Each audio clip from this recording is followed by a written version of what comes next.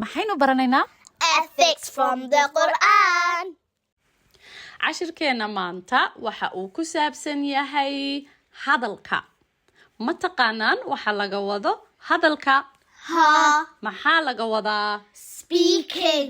yaa ina baraya Allah. subxaanahu wa tacaala halkee buu inagu barayaa Quran. ma sheegi kartaan halka uu qur'aanka kaga jiro Ha. waa halkee Surah Al-Baqarah, Ayah 83. ma akhriyi kartaan Ha. aqriya And speak nicely to people.